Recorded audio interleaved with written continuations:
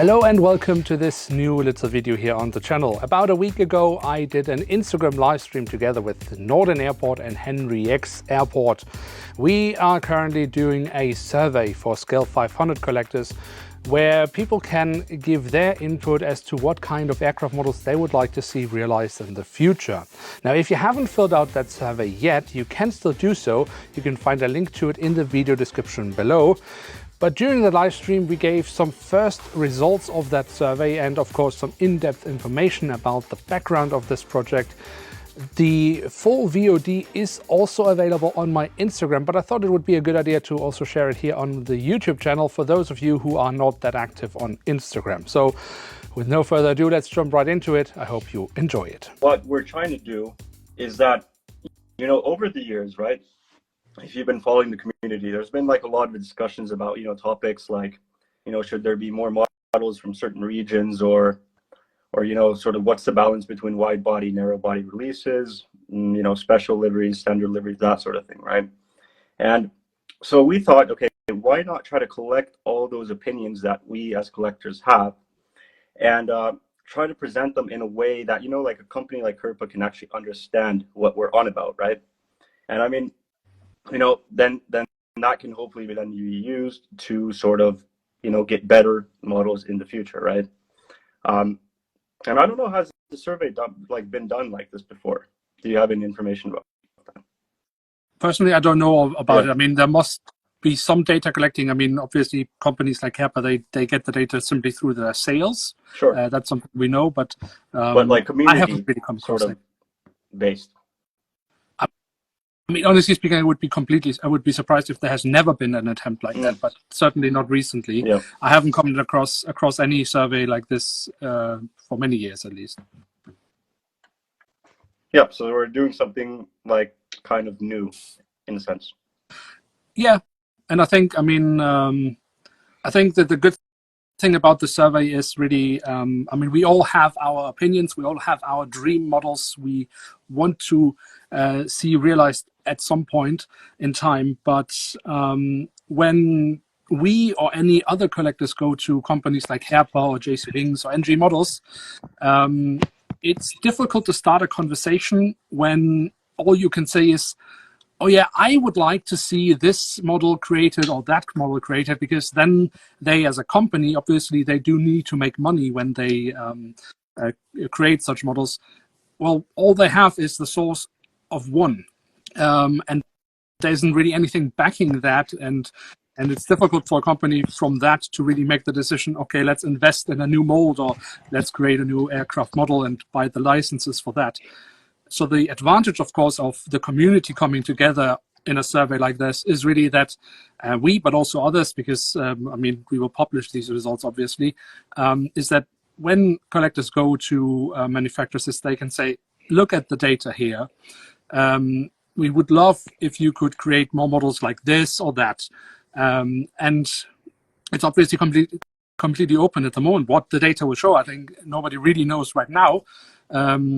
But the more interest we can get, the better picture we can get from the survey. And one thing I really want to stress out here is I really hope that I already know that we've reached people from around the world, from Australia, from South America, but I hope we will reach as many people from around the world, because obviously Scale 500 is quite Eurocentric, but it's not only European collectors. So the more data we get from Europe, but around the world, the stronger the picture will get, or the stronger the picture will be that we get from the data, and the better the survey can be used in the future. So to that point, I can reveal that we have 210 responses at the moment, which is quite good in 24 hours. Yes, there is great impact so when far. We uploaded the survey, you published the survey yesterday? Yesterday, so that's pretty good. That's pretty good, yeah. But to the point you were making about sort of getting collectors from all over the world, at the moment we have 75% from Europe. I mean, not surprising, but still, it does mean that we have also a good percentage from other places than Europe, and hopefully we can get even more there as well. Not that the point is just we don't try to exclude anyone. On the contrary, we want as many people as possible, as many opinions as possible. Of course. Yeah. I think also one point that is important to mention here is if you are sitting now and watching this live stream and think, oh, but I have this little niche airline that I would like to have created, and if I now get a survey that says we only want the big airlines, then they will never produce this model. But I don't think this will be the case. I think on the contrary, again, because of course the survey will show certain trends, but it does not mean that manufacturers won't create more special models, because they already do that. I mean, they do have sales data, and yet they do still every now and then create models for a rather small market. So that a survey like this will not exclude something like this in the future. Absolutely not. I mean, it's encouraging it, if anything. I'd say so too, yeah. All right, so maybe let's just do a quick round. So Henry, you are the data guy. You have already done a bunch of surveys on your account. Norden, a true passionate member of the community. I guess I'm the pretty face of the campaign. But what are your hopes for this? Maybe Norden, you can say a few words. Yes, to go back to the original ID, so I used to send my suggestions to AirPA via emails. I used to send them pictures of aircraft I wanted to be released, and they always responded. And at the beginning of 2024, I'm part of the Celt Aviation group on Instagram. It's a small community of airplane collectors. And I asked to all the 1 to 500 scale members if they had any suggestions or things like that, so I can sum up all the IDs in one email, and it will avoid 10 people to send an individual email. And the answer of the product manager was really good. He said that it was really nice not to only have one people opinion, but to have more people. And so, I said, maybe we can do that, like maybe do a survey to see what's the demand. And I talk with you, Henry, about that. And maybe I send you that in the morning. And once I came back from school in the afternoon, the survey was already ready with all the questions done and things like that. So yes, you did a really quick and excellent job. I'm pretty sure it will help. And for those who are saying that maybe AirPA won't listen to that, I think we may have at least a small impact. And yes, if we do nothing, we can't complain, but we are doing some actions. So we'll see, but I'm confident it will work, at least for some points. Yeah, sure.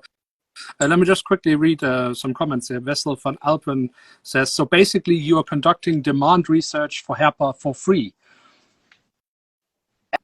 I mean, he's not that's wrong. That's it. Nope, it's true. But that's passion. No, but I mean, he's not wrong. But Yes. but of course, in some way, it benefits HERPA. But if it benefits It actually HERPA, it will benefits also us. benefit us. Yeah. So, and by the way, I'd just like to stress out, of course, a key target is, of course, HERPA. When we have more data to give this to HERPA, but they won't be the only ones. I mean, there are other players in the market. Have the funds to do that. Yeah, for sure. And I mean, in any case, it won't hurt to give it to HERPA. But again, there are also there are JC Wings. They do scale 500 models. And when I look at their latest release, I'd say they need all the help they can to find the right scale 500 models to really have a better entry into the market. So they would for sure be a target. And I know that NG models did kind of back out of their original promise to start scale 500. And but I haven't given up hope that if we came with something like this, it would perhaps be a stronger case when we talk with NG models than what it has been in the past, where it's just been opinion based. This would be data based, which for sure is a better approach when talking with companies. So I'm just going to quickly go through some more comments here. HRH 500, you guys are doing a great work, so I extend that to you guys, of course. Then we have Alex Nick 97. In what way you guys think you will present the results of your survey to HERPA?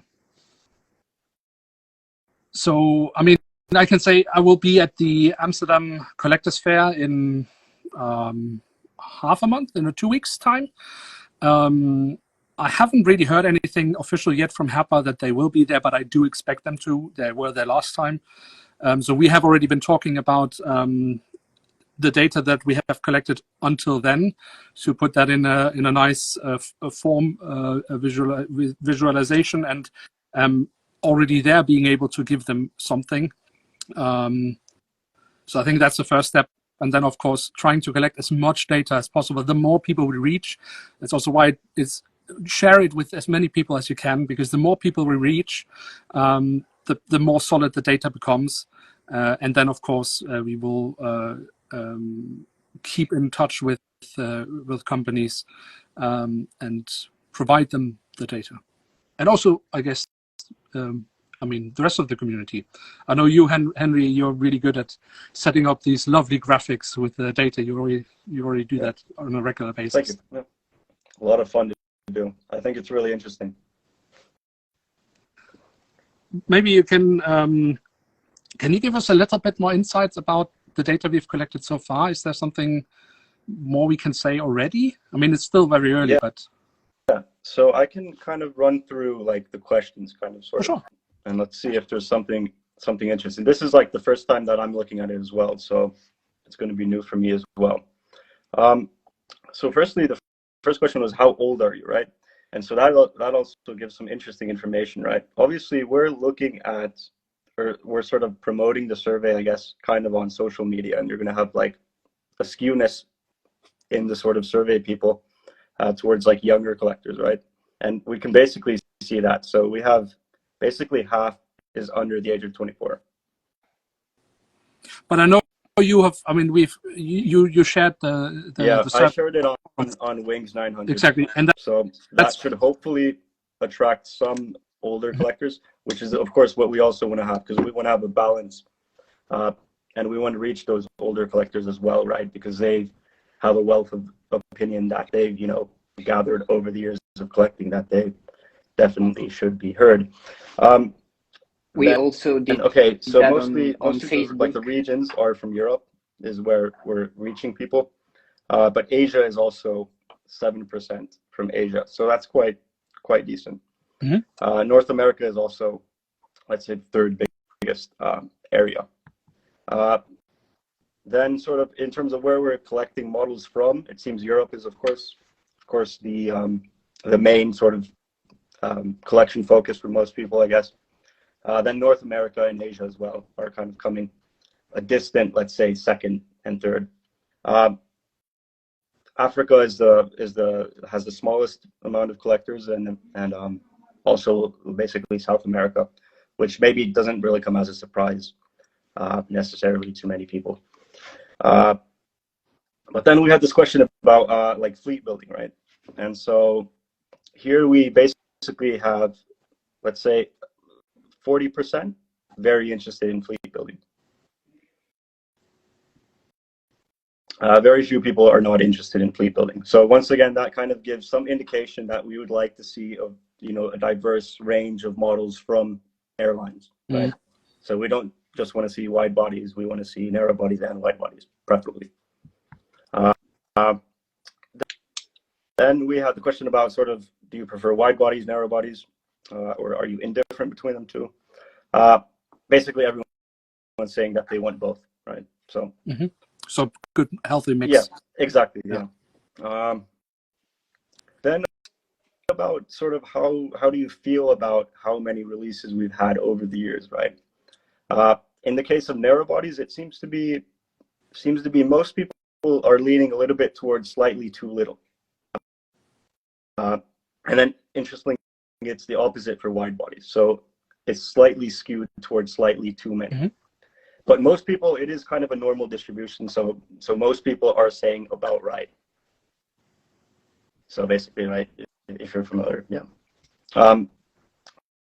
Then we also had this question about sort of how important it is to have this balance, right, between narrow bodies and wide bodies for like a given airline. And once again, it's basically sort of corroborating what we already had before, right? So most people want to see both narrow bodies and wide bodies for given airlines. Then we asked a bunch of people, or we got a bunch of responses about sort of which airlines people could come up with examples of cases where they feel there is an imbalance, right? But we're not going to get into those because that's not really the point of the survey per se, is not to get specific models. It's more about just kind of driving home the general point, right? That we'd like to see, this balance, for example, with wide bodies and narrow bodies, right? That's already like a good start, right? Because we can't, say that, okay, you need to make, let's say, Austrian Airlines narrow bodies, right? For them, they're just going to ignore it, right? Then we had this question. So imagine if Herpa recently released like a wide body model. Which one would you rather prefer? Would you have a wide body, narrow body, right? And here, basically, everyone's saying narrow body as well. So quite. Basically, when they start, for example, introducing a new airline, start Yes. with a narrow body and then go for the wide bodies. Or yeah, I guess you can interpret like this, or just in general, like let's say that they've already released a wide body, right? Okay. Yeah. What would be the next release? Which one would you prefer? So kind of keeping that to balance, have right? something for everyone, Yeah. because if you are in a region outside Europe, you would maybe prefer a wide body to get the wide bodies from Europe, and things like that. If you are from Europe, you want not a narrow body from South America, but maybe a wide body that can fly to your airport. So it's quite balance is good. For sure. Yeah, I mean, of course, it depends on who you are basically and what you're collecting, right? And what airline you're interested in and what airline it is, right? But we're trying to be as broad and sort of generalistic as possible with it. But I guess it just it's further driving that it seems to be that the community wants a balance of narrow bodies and wide bodies, right? I think that's the main point. Then we start to talk about sort of the regional diversity. And so it was a question about what do you feel like which regions could be overrepresented? And here I think, well, Europe is actually the most popular answer, which is maybe not surprising. But actually a very sort of big portion are also saying that they don't feel that any region is particularly overrepresented, which I think is quite fair enough in some ways as well. I don't know if there's anything that really sticks out. Maybe North America is sort of many people are also voting for. But I think the more interesting one is what is generally underrepresented. And so here, well, I don't know if it's a surprise or not, but Africa is number one. And I think we can see that because I think we have like 3 African releases over the past 3 years, if I remember correctly. And I think only one of them is like an actual like airliner, like, airline basically. I think the other ones were like a retro release or something like this. So definitely collectors are interested or would like to see something from Africa. Also Latin America or South America is also quite high up there. And we've been getting, I think, was it 2 batches ago, we got quite a few many South American narrow bodies there, which is quite nice. Hopefully they continue with that. And then Asia is also another one as well. I think Asia, like, especially given how big it is as a market in terms of aviation, yes.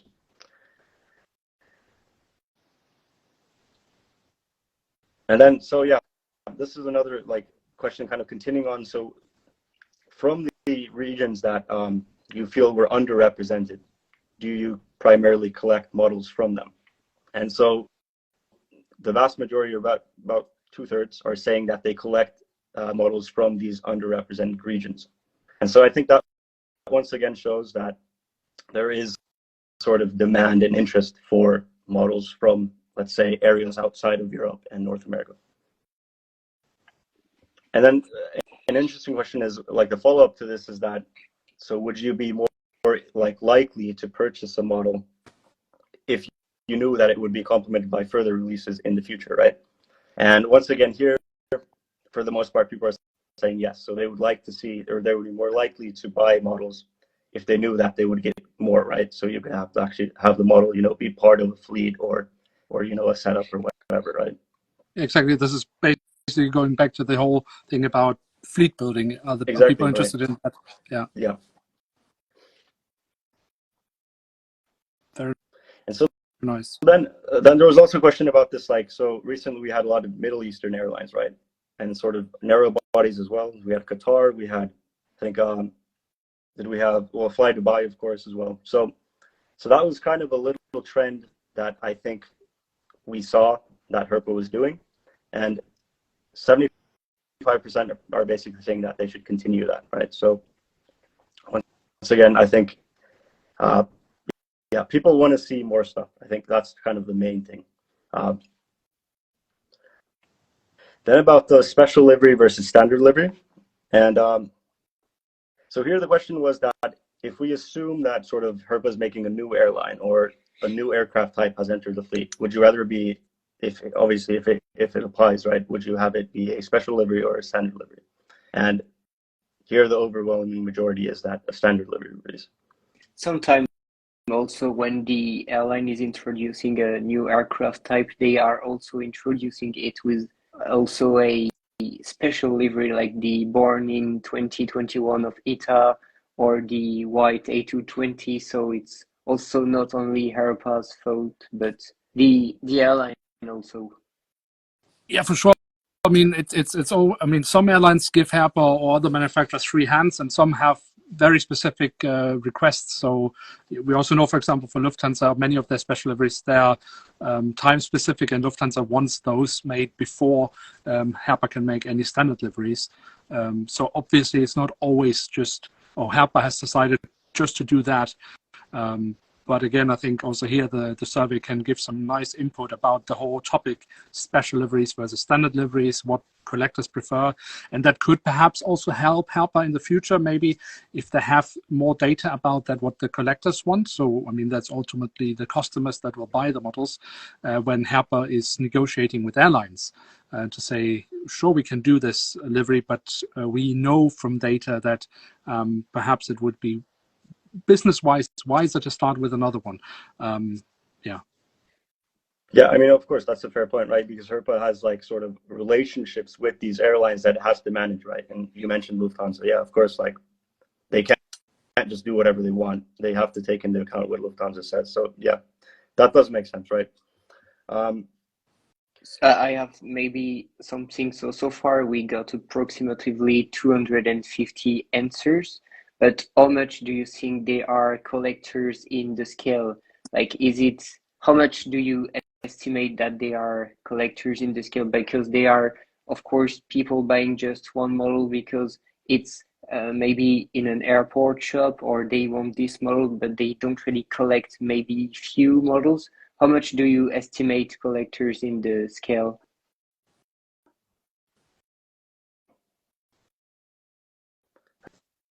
I think that's a good question. I don't have like a solid estimate, but do you guys remember back in the day when Herpa used to release limited edition like models, and it would have the quantity size printed on the box? Usually they were like 1,000 or 1,500. So I think that gives some sort of baseline reference for kind of to start to think about something, right? So yeah. I think what we, I mean, you're right. Herpa did in the past specify when they had special editions for how many units they had made the models of. What we know from some live streams from Herpa where the product manager talked about production numbers, what we know is today that the general batches are smaller than they used to be. So they're producing less models for each model than they did in the past. Of course, they still have limited editions, but now they don't tell how many models. I think the general gist is here. When Herpa produces a limited edition, it doesn't necessarily mean that they have produced less models of it than with a normal model. But what it does mean is they won't repeat that model. That's the huge difference from the past. In the past, it was clearly limited to a specific number, in many cases less than the normal production, and they wouldn't reproduce the model. Nowadays, it can be the same amount than normal models, but they just don't reproduce the production. That's the biggest difference, I think, today. But okay, so there's a follow-up question that I guess.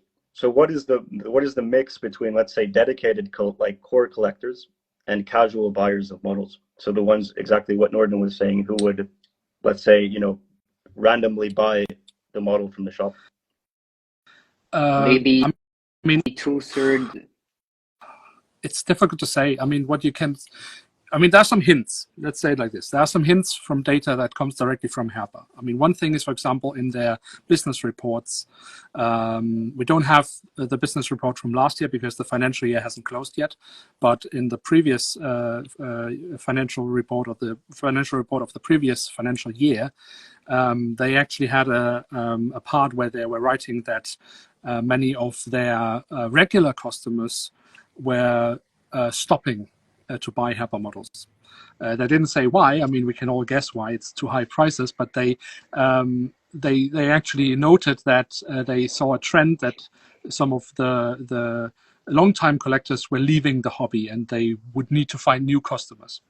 Another thing that we can say that we know from things that Herpa's product manager and other people from Herpa have said, for example, is the whole argument with the boxes. Why the boxes look like they do. So they have these two cutouts, both in the front and the back. One thing was the whole quality thing, that people could see if the model was broken without taking it out of the box. We know that this is not true. They can still be broken without being able to see it. But one of the big arguments for why the boxes were made like this is that they said, otherwise people would not know what they are buying. So that obviously caters to those casual buyers that apparently have no clue what they are buying if they cannot see it other than the box. So I would actually say that Herpa, of course, they must have the majority of customers that are regular collectors, but I think I would argue that some of the statements they've made and some of the statements they have in their financial reports could suggest that there's a tendency more towards new customers, so more casual customers that just don't know the product that well yet. Right. I mean, like, I would kind of think along those same lines, because when you think about like the product itself, it's not a very mainstream product, right? Like compared to, for example, let's say, like, I'm trying to draw like a parallel between like video games, because I don't know if you guys are familiar with FIFA and stuff like this. Like, there's also this big, ongoing debate where there's like this vocal, let's say, dedicated player base, which is, complaining that the game, is always the same, right? And they're kind of, theory why nothing is changing is because there's so many casual, players, right? They don't care about, if the game's changing. They just want to play with, Holland, or whatever, right? So I'm just thinking, is that same phenomenon here as well in scale diecast collecting as well, where it's like we can be the, like, let's say the vocal hardcore collector base, but we just get steamrolled by the people who don't really care at the end of the day. I think you're right. I mean, obviously, I think this is the dilemma that we don't just see with scale models. I think we see that with many kind of products. I mean, not that I have huge knowledge about Lego, for example, but I know this is something in the Lego community as well, that they feel like the actual collectors that are leaving a lot of money in it, the products don't cater to them anymore, but to the new customers that don't know anything and just buy whatever is put in front of them.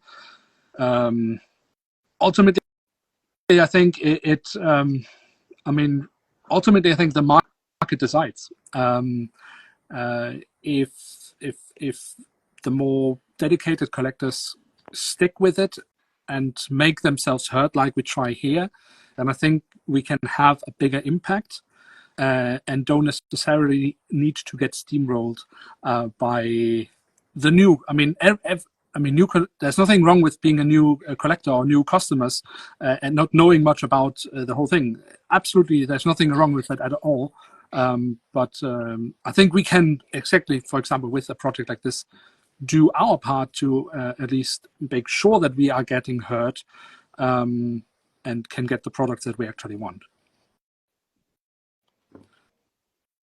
All right, let me just quickly quickly, because this is a live stream and people are joining in and leaving and coming in again, let me just quickly do a very brief summary.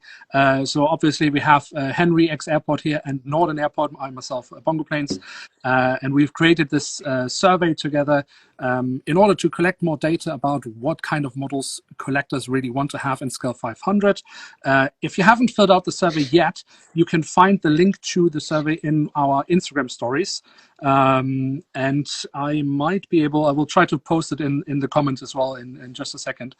And of course, the whole idea is that Scale 500 collectors are getting heard, that we collect data so that when we are talking, when we and other collectors are talking with diecast manufacturers like Herpa, but also others, that the conversation goes beyond the individual opinion of a collector, but is data driven, so that companies that obviously do need to make money when they produce models, they have data that suggests what could sell and what perhaps should wait a little bit.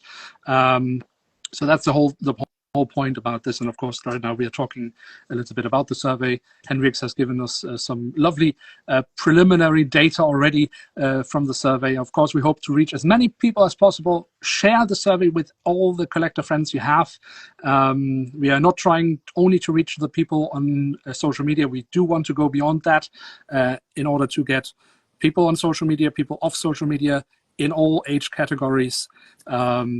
Yeah, but perhaps Henry, you can say maybe there are a few more points from the survey we can. Sure. Yeah. So let's say, yeah. So we're talking about special liveries versus standard, I think, and right. So this is a really interesting thing that I think a lot of people have talked about, and I think you also talked about this with the product manager, right? And it's about the sort of the order of special liveries versus standard livery, like releases, like which one should basically come first. And I think he mentioned that there seems to be like a 50-50 kind of type situation. I think that's what he was kind of implying at. Here we actually kind of well, okay, I can maybe see where he's coming from, because basically most people are saying that they would like to see the standard livery like first, right? But then we included this option where we said that, okay, well, maybe if there's like a topical event or like a promotional event, obviously then it makes sense to like release the special livery in time for that, right? Because obviously you don't want to release the World Cup livery, you know, after it, right? Tends to happen more often than not, but at least in theory, right? So yeah, I mean, I can maybe see where that is coming from, his viewpoint, actually, from looking at the data. But it does seem to be that most people would like to sort of like to see their sort of like preference given to the standard livery. Then this was, you know, also interesting, like kind of breaking down, because there's obviously different types of special liveries, right? So basically, I kind of tried to define it, or we kind of tried to define it into, I think we had, let's see, hang on. We had 5 different categories. So we had like the airline alliance liveries, which are pretty self-explanatory. So One World, Star Alliance, SkyTeam. There we seem to have quite a lot of interest, like for the most part. So the distribution is skewed to the right, so towards the interested side. So more collectors would like to see, or at least interested in those type of models, and I think that makes sense because you know, those are models that or let's say like airlines and liveries that you see in the skies or at airports or whatever, right? So yeah. Then we have the heritage stuff. So this is like, you know, throwback liveries on, let's say, modern aircraft mostly. So well, what comes to mind like recently is the American Airlines like throwback series. They did like the TWA on the 737 and the Reno Air and Air Cal, for example. And there's been a lot of other stuff as well over the years. So there also, actually, the distribution is exactly the same. So once again, it's a little bit let's say skewed towards the interest side. So there's more people interested in these liveries than people who are not interested. So then we get to the original design. So there was a little bit of, let's say, confusion with what that could mean.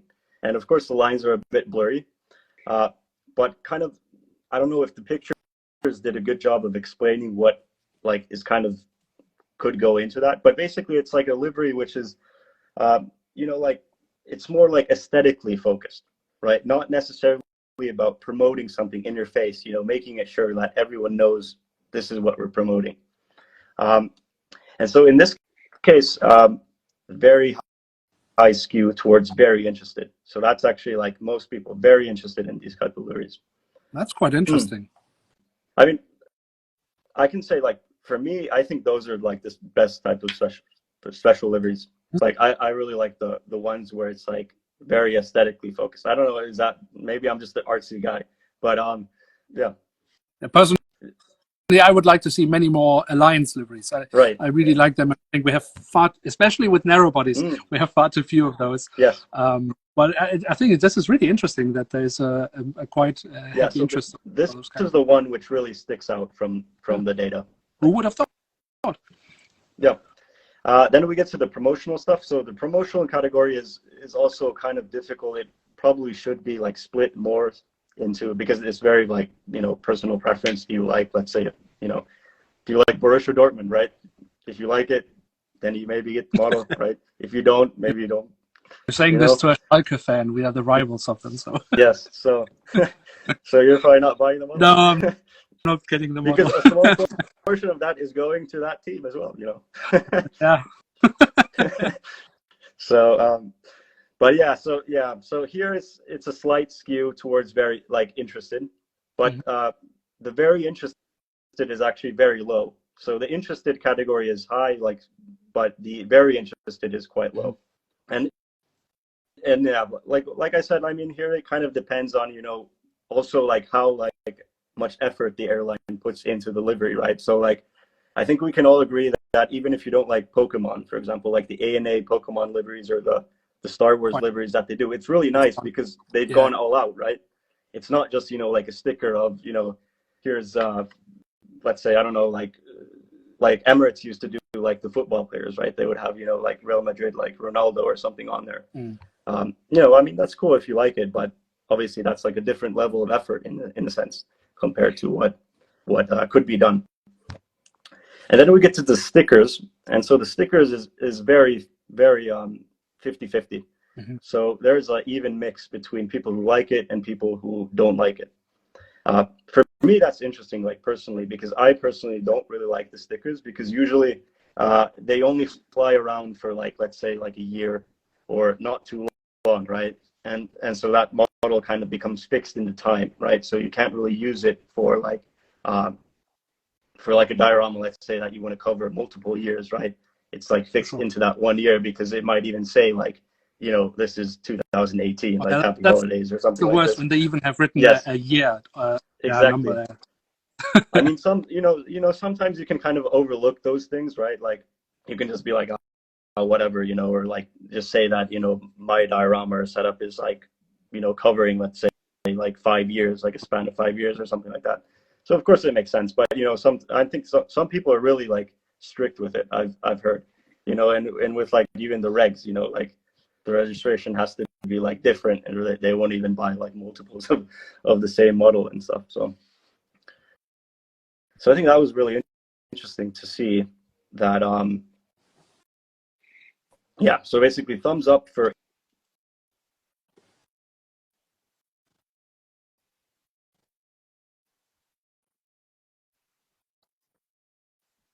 Then we talked about like different types of releases, right? So this is actually something that Herpa did quite well with the most recent batch, because I think we have two transport models, basically, the Dreamlifter and the Beluga, and then we had some government jets as well. I think quite three, a few. The three, batch. Yeah. Unusually many. Yes. Especially considering that we end of last year also got 2 in one batch before that. So. They seem to be doing a lot of the 747. Yeah. It seems to be. If you want to bet like what's the next one, you just they've done all the Lufthansa 747-8s now. They need to do governmental stuff. Yes. Yeah, with the government jets, it seems to be more towards not interested. But here, I guess it also kind of depends on the country, because with the survey that I did, the batch ratings, the UK one was actually like, I think, top 5. Yeah, so Sorry, I saw that because when I got the information about the badge, when I was doing my video about the badge, for me was like, okay, sure, the UK will be a model that many will be interested in, but for me, actually, the model which I thought would hit really high, that would be the Turkish government aircraft. But as I could see with your survey, that's really, really scoring badly. Yes, yeah. So it will be interesting to see how it will be in the sales. Yes. Or maybe I just don't have enough Turkish followers. Yeah, maybe also. Yeah, I mean, the sample size is so small that it doesn't really Depends on it gives some indication, personally, I think. I'm not a huge fan of governmental aircraft, but I really like the A330 MRTT of the UK. So I really like the livery, and for me, the Turkish Air Force livery is not the country of the aircraft. But I think just from our three reactions really brings home the point that government aircraft will probably always be very hit and miss. For some, it will be just perfect, and for others, it just won't be interesting at all. Exactly. Then we had the question about historic. And so I've defined historic as pre-90s. Because I think okay, yeah, I think that's a pretty decent, I don't know if you guys agree, but I feel like that's a okay cutoff point, because the 90s wasn't that long ago, in the sense that we had the world tales and stuff like that. Barely born then, but even I can still remember that. Through pictures and stuff. So, but yeah, here it's also kind of, I guess, reflecting who we're reaching, right? We're reaching basically younger collectors, right? And obviously they're not going to have as much of a connection and interest in the old stuff, basically. So here, basically, everyone's saying, or most people are saying, not interested. But I don't think that shouldn't be taken representative, because I think those collectors should also get models, right? So no, for sure. Yep. But I think honestly, I think the survey is not wrong here, because we see that in the sales of retro models, they do tend to sell much worse than other models. They are around in shops for much, much longer. But this is again the point. They are still being made because there is a market for it. It might just not be quite as big as with more recent aircraft, but it is a market. There is a market, and it is being made. So it is being facilitated by companies like Herpa. Let me just quickly get to a comment here, just so we keep interacting with our lovely viewers here. Taiwan Central Airport says 1 to 500 needs a new producer as well as of Herpa. And I think apart from, yes, I agree, we need more than just Herpa. But this is also a point where this survey can help, because we can give this data also to other manufacturers, not just Herpa, and manufacturers that haven't played a big role so far or at all. And this can help in showing them that if they were to join, or if they were to increase their presence in the Scale 500 market, where they perhaps might find the bread and butter business. Because obviously when starting new into this market, you do need to hit the bread and butter market, so models that just will sell basically themselves. And then you can start making these passion products, for example, retro aircraft or special liveries or whatever, depending on what the survey says, obviously. But yeah, so this is for sure a good point that, and I think we all hope for more manufacturers in Scale 500. But yeah, I'll let you get back to the survey.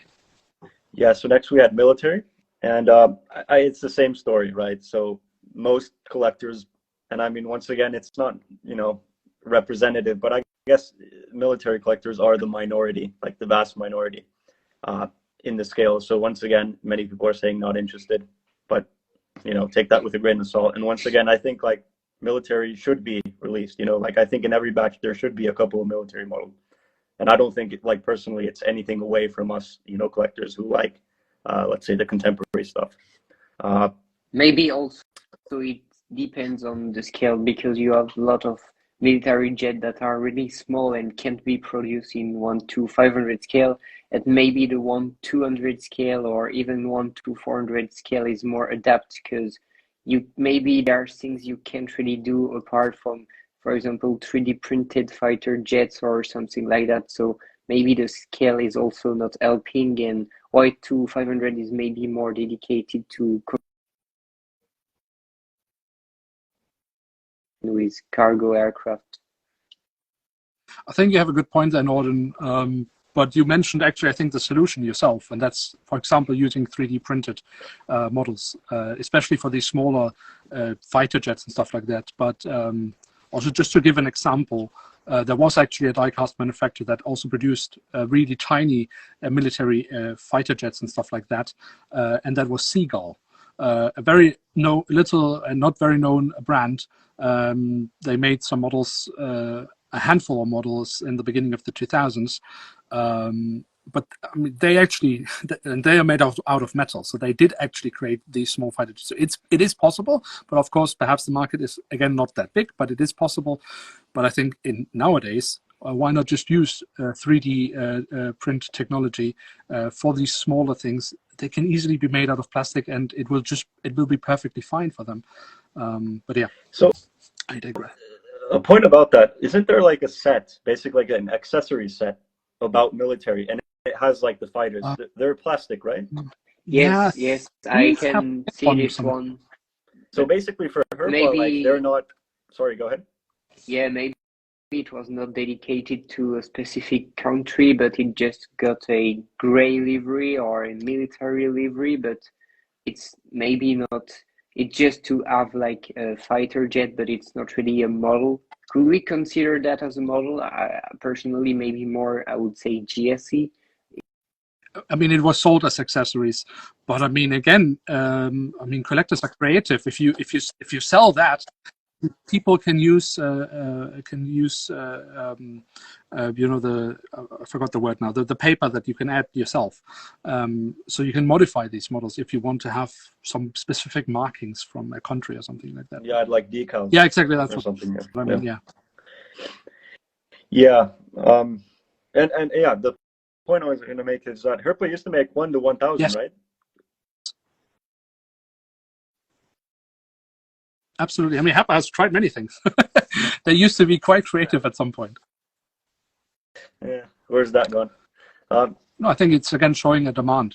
If you can show a demand, if you can show an interest, then I think, yeah, they could be up to it.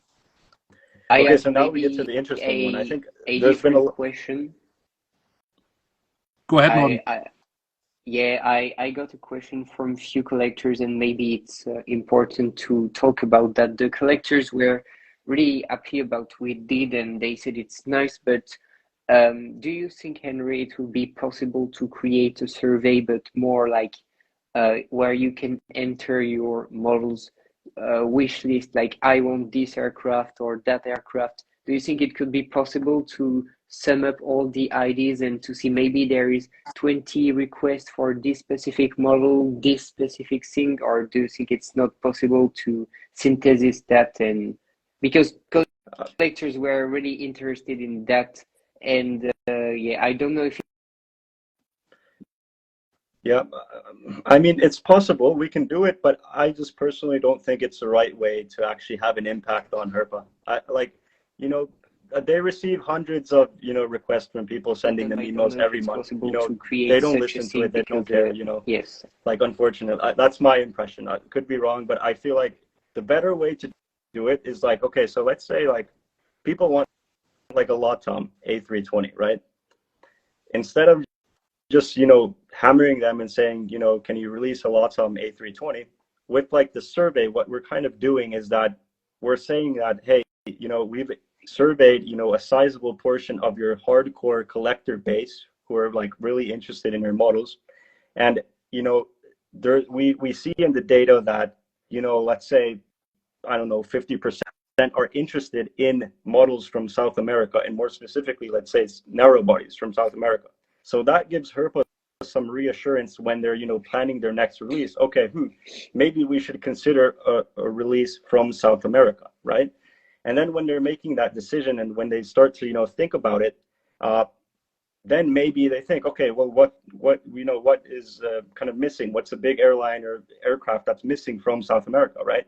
And then they might think, okay, well, let's do the LATAM A320. They maybe do something else, but that's the impact that we can have. We can't have this direct impact. We have to use this sort of indirect impact, kind of to guide them in the right direction. That's, I feel like, what has more impact. For sure. Also, when you start getting that specific on individual models, you reduce the impact, because then you're again back to the opinion stage, where each individual collector says, oh, but I want only this model, and I only want this model, and then you have like 1,000 suggestions, and none of them are giving a clear picture of which way they should head.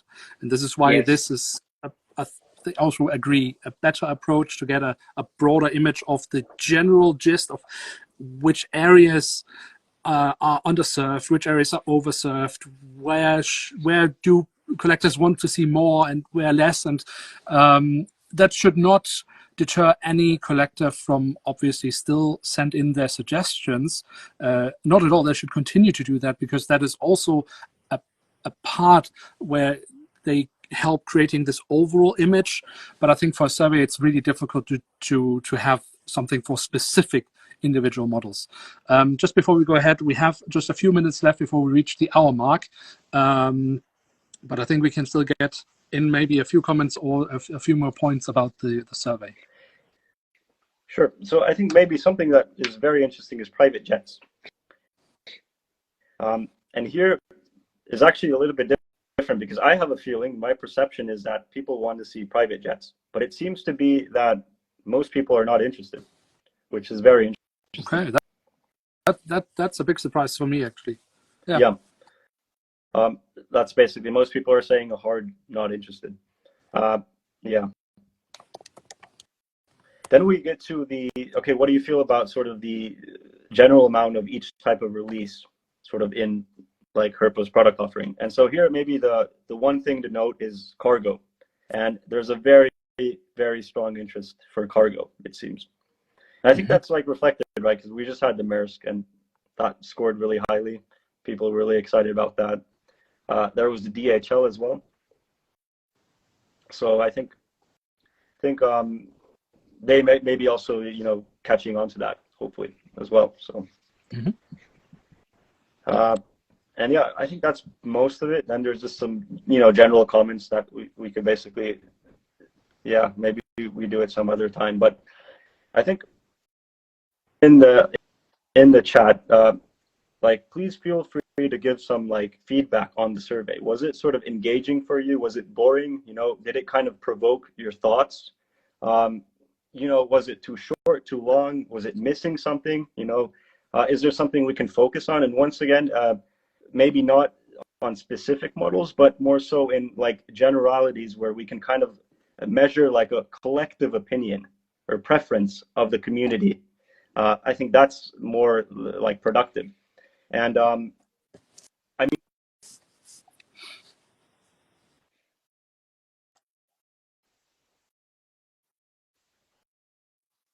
price, quality control, box design. What else is there? So we could do about GSE as well. What they would like to see, and just the diorama stuff in general. We can do about are people sort of leaving the scale, right? What's the attractiveness of other scales, or maybe let's say 1 to 400 for 1 to 500 collectors. And then we could also do more of a survey which is kind of directed more about marketing our scale to other manufacturers, right? So we can talk about, okay, would you like to see another competitor to Herpa, and this sort of thing as well. So I mean, it's just the beginning. If there's interest, then there's a lot of stuff that we can still explore. For sure. All right, guys.